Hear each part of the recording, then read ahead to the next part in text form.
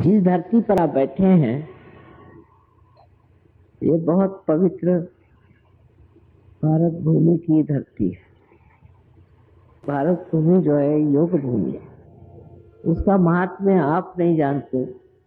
जो ये लोग बाहर से आते हैं तो एयरपोर्ट पे ही जमीन को झुककर नमस्कार करते हैं और चूमते हैं और कहते हैं कि माँ इस धरती पर किस कदर चैतन्य बह रहा।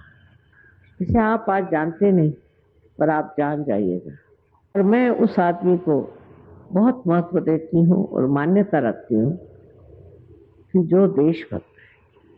देशभक्ति हमारे लिए बहुत आवश्यक है क्योंकि हमारा देश एक विशेष देश है। ऐसा देश दुनिया में नहीं है। इस देश के प्रति अगर आप में भक्ति न हो तो आप कुंडलिनी का जागरण नहीं प्राप्त कर सकते। सारे विश्व की कुंडलिनी भी इसी देश में। कमाल की चीज है कि अभी तक आप लोग अनभिज्ञ रहे पर इस देश की जो शक्ति महान है और एक दिन ऐसा आएगा कि सारी दुनिया आपके सामने झुक जाएगी क्योंकि हम लोग बहुत शक्तिशाली हैं।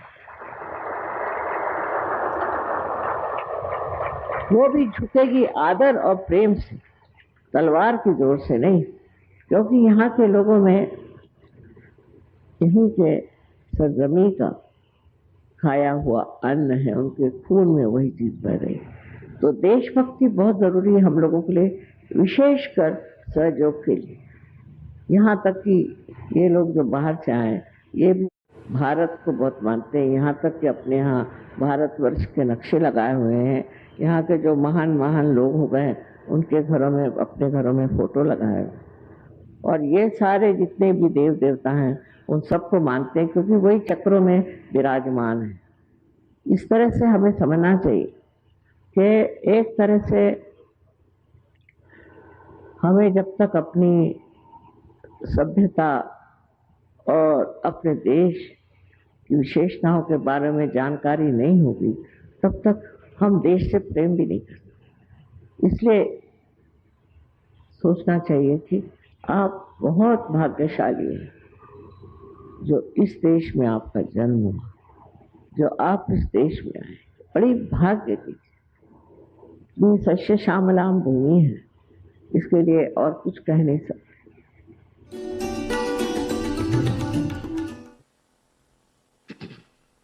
हम सत्य को खोज रहे हैं किंतु कौन सी जगह खोजना चाहिए, कहाँ खोजना चाहिए, कहाँ ये सत्य छिपा हुआ है, ये पहले समझ लेना चाहिए। आप देखिए कि परदेश से हजारों लोग हर एक देश से यहाँ आते हैं और उनसे पूछा जाए कि तुम यहाँ क्यों आए तो कहते हैं कि हम यहाँ सत्य खोजने आए। हमारे देश में तो सत्य नहीं, लेकिन भारतवर्ष में सत्य है, ये समझ करके हम यहाँ आए। और इस सत्य की खोज में हर साल हजारों लोग इस देश में आते हैं और हजारों वर्ष से आते हैं। आपने सुना ही होगा इतिहास में चाइना से और भी दूर देशों से लोग यहाँ आते थे और उनको पता नहीं कैसे मालूम था कि इस देश में ही सत्य निहित है, छिपा हुआ है। और उसकी खोज में वो दरी के अंदरों में घूमते थे, हिमालय पे जाते थे, हर तरह की प्रयत्न करते थे कि किसी तरह से हम सत्य को खोजें, क्योंकि वो किसी भी धर्म का पालन करते हों। लेकिन वो जानते थे कि सिर्फ इस धर्म पालन से हमें सत्य नहीं मिलेगा। ये तो एक मार्गदर्शक है, जैसे रास्ते पे इशारे पे लिखा जाता है कि रास्ता, किंतु इससे हम पाते नहीं। इसलिए इस अधूरेपन से परेशान हो करके वो अपने भारतवर्ष में आते थे। अब ये सत्य हमारे देश में था और है और अब भी है, और इस सत्य को पाना अत्यंत आवश्यक। अपने यहाँ की प्रणाली और प्रदेश की प्रणाली में बहुत अंतर है। वहाँ की जो ज्ञान की प्रणाली है वो इस तरह है कि अगर कोई बात कोई आदमी कहता है तो उसको फौरन वो देखने लगते हैं, उसका निरीक्षण करते हैं और उसका विश्लेषण करते हैं कि ये बात कहाँ तक सही है। ईसा मसीह ने भी अगर कोई बात कही तो उसका विश्लेषण हो जाता। उस विश्लेषण से जो असलियत है वो पता नहीं लगती और उसके दूसरे विद्रूप रूप सामने आ जाते हैं। अब ये सोचना है कि अपनी देश की प्रणाली कैसी। एक तो इस देश में कोई तो विशेषता पवित्रता है कि यहाँ इतने ऋषि मुनि और इतने मनन करने वाले महान लोग हैं हजारों वर्षों, और वो बढ़ते बढ़ते 16वीं शताब्दी तक हम देखते हैं कि यहाँ गुरु नानक जैसे अनेक ऐसे साधु संत हो गए कि उन्होंने सत्य पे काफ़ी कुछ लिख दिया, काफ़ी कुछ कहा गया, समझाया गया। लेकिन हमारी जो प्रणाली है वो इस तरह की है कि जो ऐसे पहुँचे हुए पुरुषों ने लिखा है उसका हम वहाँ पो नहीं करते, उसको हम डिस्कस नहीं करते, उसको हम शास्त्रीय दृष्टि से नहीं देखना चाहते, क्योंकि वो पहुँचे हुए लोग हैं, वो ऊंची स्थिति पे हैं। वहाँ से उन्होंने अगर कोई बात कह दी तो उसको हम मान्य करके उस रास्ते पे चलते हैं। ये हमारे देश की विशेष तरह की एक प्रणाली है जिसमें हम एक श्रद्धा भाव से, एक विश्वास के साथ इस चीज़ को मानते हैं कि जो बड़े पहुँचे हुए आध्यात्मिक स्तर के ऊंचे मार्ग में रहते हुए लोगों ने लिखा है वही बात सही है, उसमें झूठ नहीं। और उसको पड़तालने का, उसका विश्लेषण करने का हमें कोई अधिकार नहीं, क्योंकि हम कोई ऐसे बुद्धिमान नहीं, ऐसे हम पहुँचे हुए लोग नहीं, हमारे में इतने शास्त्र वगैरह का कोई ज्ञान नहीं है, न ही हम गहराई से कोई चीज़ जानते। यहाँ की संस्कृति के बारे में तो कुछ बता ही नहीं सकते। कितनों ने मुझसे कहा, खासकर हमारे जो परदेसी सहयोगी हैं, कि माँ आप एक किताब हिंदुस्तान की जो खासकर गहरी बातें हैं उस पर लिखो। सो मैंने कहा कौन सी गहरी बात? कहले संस्कृति, भारतीय संस्कृति पर आप एक किताब लिखो। मैंने कहा ये तो महासागर, इस सागर में से मैं आपको क्या दे सकती हूँ? उसके लिए तो ग्रंथ पे ग्रंथ लिखने पड़ेंगे। सबसे बड़ी चीज़ अपने संस्कृति की देन है कि हम लोगों को नैतिक होना चाहिए। नैतिकता के अनेक नियम हैं, पर अपने देश में इस संस्कृति में सबको बिल्कुल पूरी तरह से स्वतंत्रता है, पूर्णतया स्वतंत्रता है कि आप स्वतंत्र हैं, चाहे आप नैतिक होना चाहे आप कुछ होना चाहे हो जाइए, क्योंकि अंतिम स्थिति में आपको पूर्णतया स्वतंत्रता मिलती है। अब स्वतंत्र समझना चाहिए, स्व के तंत्र को जानना, यही स्वतंत्रता है। और स्व माने क्या? स्व माने आपका आत्मा, आत्मा को जानना ही स्वतंत्रता है। शिवाजी ने कहा था फ्यूचर के बारे में, भविष्य के बारे में, कि स्व का तंत्र जानो। पहली चीज स्व के तंत्र को जानना होगा, और वही सहयोग है जिससे आप स्व के तंत्र को जानते हैं। और इस स्व के तंत्र को जानने के लिए सबसे सहज मार्ग जो है वो है भारतीय संस्कृति।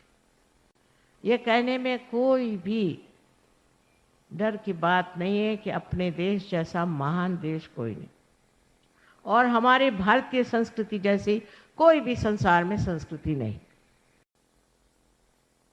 एक चीज है कि आपको ये सोचना चाहिए कि अगर आप सहज में आ रहे हैं तो आपको इस भारतीय संस्कृति को ही अपनाना पड़ेगा। फिर आप कोई भी जाति के हो, कोई भी धर्म के हो, कोई भी आपका विचार, उसके सिवाय नहीं हो सकता। और सहज मार्ग क्या है वो भी एक समझने की बात कि हम लोग श्रद्धापूर्वक किसी चीज को मानते, लेकिन अभी तक उसको पाया नहीं, इसीलिए झूठे लोग बहुत आ गए, गड़बड़ी बहुत हो गई, हर जगह गड़बड़ी होती है, मारा मारी होती है, सब होता है, माना। लेकिन इसके लिए बताया गया है कि तुम आत्म साक्षात्कार को प्राप्त हो, आप आत्म साक्षात्कार को प्राप्त करो। आपके धर्म का कोई अर्थ नहीं, आपके बातचीत का कोई अर्थ नहीं जब तक आपने आत्म साक्षात्कार नहीं किया। बुद्धि से नहीं हो सकता, ये बुद्धि से परे चीज है, ऐसे आइंस्टीन ने कहा है। अब लो और कौन चाहिए आप, ये बुद्धि से परे चीज है, बुद्धि से आगे है। सारे शरीर को, बुद्धि, मन को, सबको अगर तुम मानते भी हो तो ये कोई शाश्वत चीज नहीं है। शाश्वत चीज जो है वो बुद्धि से परे, जिसे परम चैतन्य कहते हैं, उसको उसने टॉर्शन एरिया कहा हुआ है आइंस्टीन ने। वो बेचारा, वो भी एक आत्म साक्षात्कारी था, वो कह गया, उस पर मार लोगों ने लगा दिया, साइंस हर जगह। इसने कहा टॉर्शन एरिया, तो वो कहाँ है, कैसे मिलेगा, कैसे पाएंगे, मिल ही नहीं सकता, क्योंकि ये जो टॉर्शन एरिया है ये आत्म साक्षात्कार के बाद ही प्राप्त होगा। तो पहले आत्म साक्षात्कार करिए।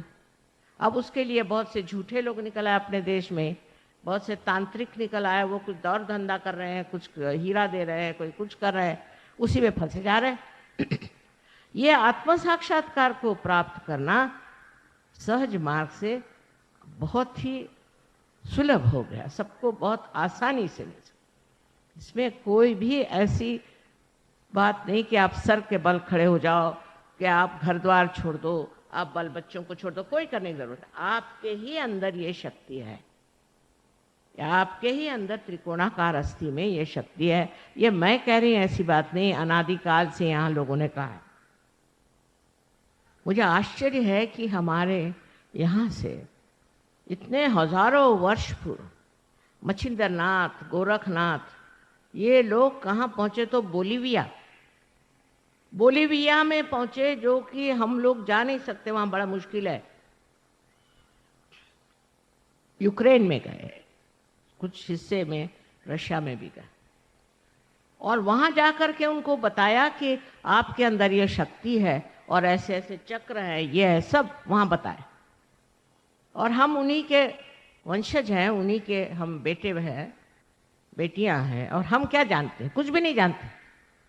वो बोलीविया के लोग सब जानते हैं, पर वो कह रहे इसकी जागृति हमें नहीं आती, इस कुंडलिनी की जागृति लेकिन हमें आती नहीं, बाकी हम सब जानते हैं। हम एक बार वहाँ गए और एकदम आग लग गई, जैसे हजारों लोग बोलीविया के पार हो,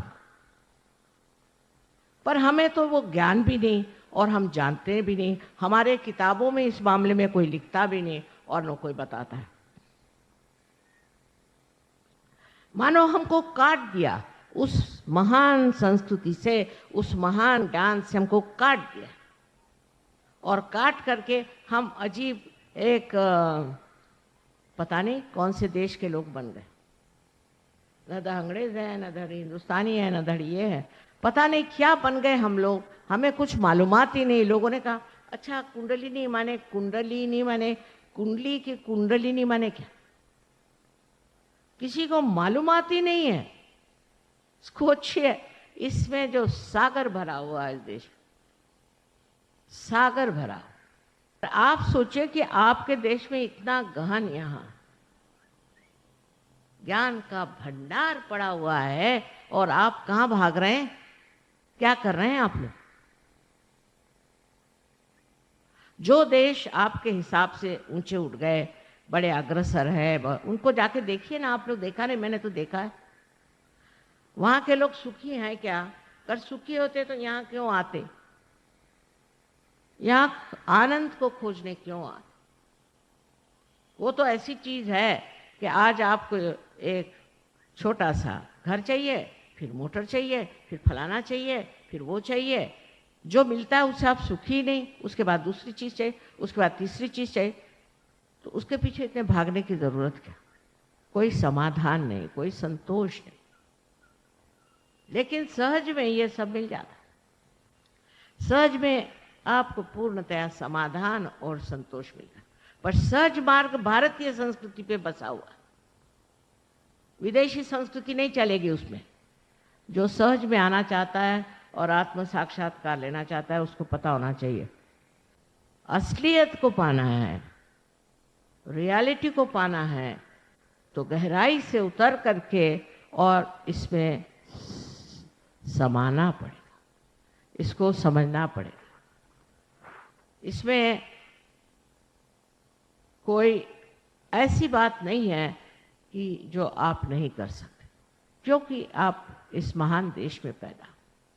ऐसा लिखा जाता है शास्त्रों में कि भारतवर्ष में पैदा होने के लिए हजारों वर्षों की पुण्याई काम आती। नल दमयंती आख्यान में नल ने एक बार कली को पकड़ा, उसकी गर्दन पकड़ी कि मैं तुझे मार डालूं, क्योंकि तुमने मुझे बहुत सताया, मेरे बीवी से मेरा विछोह कर दिया, मैं तुमको मार डालूंगा। तो कली ने कहा कि अच्छा बाबा, मेरा महात्म्य तो सुन लो, फिर मार डालना। तो कहा तुम्हारा क्या महात्म्य, तुम तो दुष्ट हो। कले नहीं, मेरा एक महात्म्य यह है कि कलयुग में लोगों में भ्रांति हो जाएगी, भ्रांत हो जाएंगे, माने बौखला जाएंगे। और उसी वक्त हजारों लोग जो कि गिरी कंदरों में खोज रहे हैं परमात्मा को, सत्य को, वो आशीर्वादित हो। वो लोग अपने आत्मा का अनुभव करें, उनको आत्म साक्षात्कार। इसलिए कली युग जो है बहुत ज़रूरी है, उसके बगैर ये होने नहीं वाला, और इसके बगैर मनुष्य इसे प्राप्त नहीं करेगा, इसको नहीं खोजेगा। ये जब बताया गया तो नल ने उसको छोड़ दिया, अच्छा आने दे तेरा कलयुग। ये घोर कलयुग आया और आपको सबको समेट रहा है। इधर ध्यान दीजिए, कौन से चक्कर में हम घूम रहे हैं, इसका विचार करना चाहिए। सहज के मार्ग में आने के लिए आपको कुछ नहीं देना, पैसा नहीं देना, कुछ त्यागना नहीं, कुछ नहीं, इस तरह की चीज़ है ही नहीं। सिर्फ आपके अंदर बसी हुई कुंडलिनी का जागरण करना है। और जब वो जागृत हो जाती है तो अपने ही आप वो सहस्त्रार में समा करके और इसका भेदन करके और चारों तरफ फैली हुई ये सूक्ष्म चेतन शक्ति उसे एकाकारिता देना। अब ये जो सहज के मार्ग से आप पाते हैं, पहले तो आप अपने अंदर शांति को प्राप्त करें। अपना देश शांति प्रिय, इस देश ने किसी भी देश पे आगाड़ी नहीं करी, किसी भी देश को लूटा नहीं, किसी भी देश की जमीन अपने हाथ नहीं। ये शांति कहाँ से आई? इतने हजारों वर्षों से हमने इतनी द्विधा उठाई, तो भी ये चीज़ कहाँ से? ये इस धरती की विशेषता, जिस धरती पे आप बैठे हैं उसी धरती की विशेषता है कि हम लोग शांति प्रिय लोग। अगर कोई हमारे ऊपर आक्रमण करता है, अटैक करता है, तो ज़रूर हम उससे लड़ेंगे, लेकिन किसी के यहाँ जा करके और हम खुराफात नहीं करते। इस तरह की व्यवस्था अभी तक अपने यहाँ नहीं, और देशों में है, अपने यहाँ उचकाएं उसको, उस पर झगड़ा लगाएं, वहाँ जाके बॉम्ब छोड़े, ये सब हम लोग नहीं करते। ये नियंत्रण हमारे ऊपर अपने आप आया हुआ है, स्वयं आया, तो अंदर की शांति प्रस्थापित होती। फिर घरों में, अपने संसार में, अपना जो छोटा सा संसार है उसमें भी शांति है। बच्चों में शांति, शांति बहुत ज़रूरी है। जहाँ शांति नहीं होती वहाँ पेड़ नहीं उग सकते, वहाँ कुछ भी प्रगति नहीं हो सकती, एक दूसरे को काट मारने में ख़त्म हो जाते हैं। पर सहयोग से जो शांति प्राप्त होती है उससे उन्नति होती। अभी सहयोग में कितने ही बच्चे हैं जो कहाँ से कहाँ पहुँच गए, कभी वो सोचते भी नहीं थे कि हम इसे प्राप्त करेंगे, इतना हमें मिलेगा, इतना ज्ञान और इतनी समृद्धि और हर तरह से पूरे पूरे हो